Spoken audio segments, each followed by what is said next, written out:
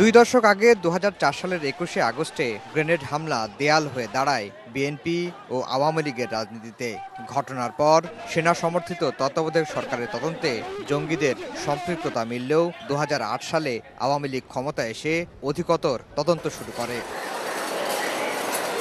জঙ্গি নেতা মুফতি হান্নানকে দিনের পর দিন রিমান্ডে রেখে আদায় করা হয় স্বীকারোক্তিমূলক জবানবন্দি।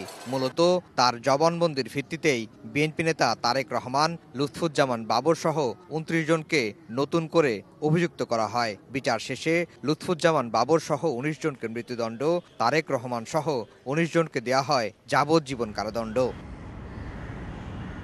রোববার আলোচিত এ মামলায় সব আসামিকেই খালাস দিলেন উচ্চ আদালত। তারেক রহমান সহ যারা রায়ের বিরুদ্ধে আপিল করতে পারেননি তারাও পেয়েছেন খালাসের সুবিধা। রায়ে বলা হয়, মুফতি হান্নানের দ্বিতীয় দফার স্বীকারোক্তি আদায়, অধিকতর চার্জশিট দেয়া, অভিযোগপত্র আমলে নেওয়া সহ সব প্রক্রিয়ায় ছিল অবৈধ। এছাড়া গ্রেনেড হামলা ও ষড়যন্ত্রে আসামিদের সরাসরি সম্পৃক্ততার প্রমাণ পাওয়া যায়নি। ওই কনফেশনাল স্টেটমেন্ট ছাড়া আর কোনো এভিডেন্স নাই। এখন এই কনফেশনাল স্টেটমেন্ট প্রথম এবং দ্বিতীয় যেটা, এই দুটাই মুফতি হান্নান তার জীবদ্দশায় উনি এটাকে রিট্রাক্ট করে গেছেন।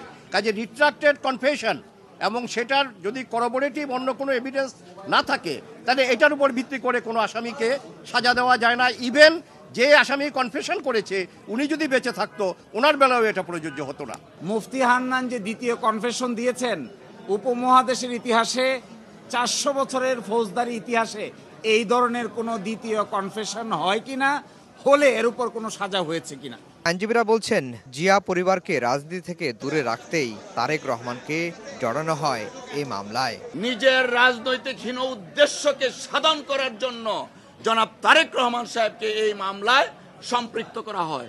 It's a political revenge, it's a political vendetta and it's a political sabotage.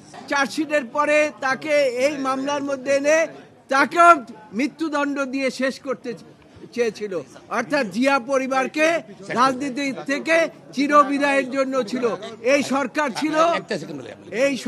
ছিল প্রতিশোধ পরায়ণ।